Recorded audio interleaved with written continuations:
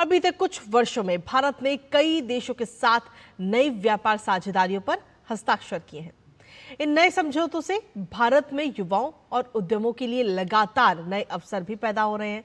और इसी कड़ी में बीते दिसंबर में भारत और न्यूजीलैंड के बीच मुक्त व्यापार समझौते को अंतिम रूप दिया गया था। आखिर क्या है इस खास समझौते के फायदे, इस रिपोर्ट के जरिए आपको दिखाते हैं।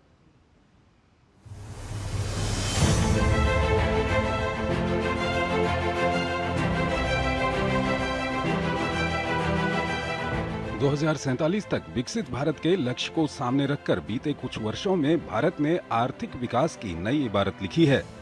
साथ ही भारत ने सुनहरे भविष्य को सुनिश्चित करने के लिए अपनी वैश्विक व्यापार साझेदारियों का लगातार विस्तार किया है।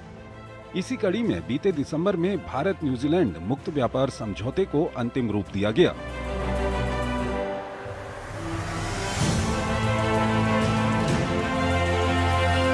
ये समझौता न्यूजीलैंड को होने वाले 100% भारतीय निर्यात पर शुल्क समाप्त करता है। साथ ही इस समझौते में दीर्घकालिक आर्थिक और रणनीतिक सहयोग की मजबूती के लिए अगले 15 वर्षों में $20 अरब के निवेश की प्रतिबद्धता भी है। कृषि उत्पादकता साझेदारी के जरिए ये समझौता किसानों के साथ सहयोग को बढ़ावा देकर उनकी उत्पादकता में वृद्धि के लिए भी अहम साबित होगा।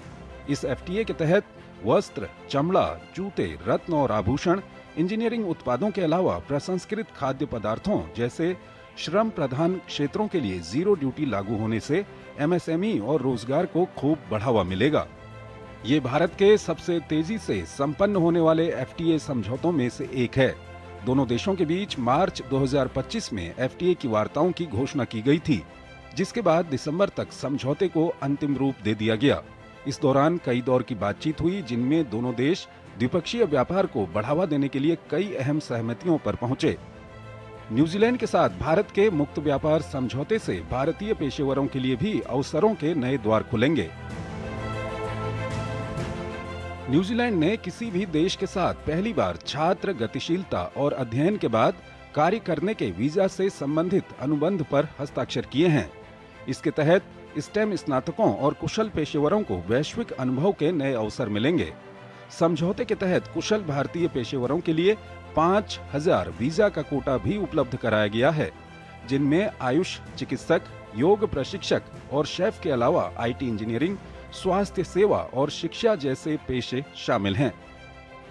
इस मुक्त व्यापार समझौते में भारत ने अपने कुछ अहम सेक्टरों के लिए जरूरी सुरक्षा भी सुनिश्चित की है, जिनमें डेयरी और कृषि क्षेत्र प्रमुख हैं।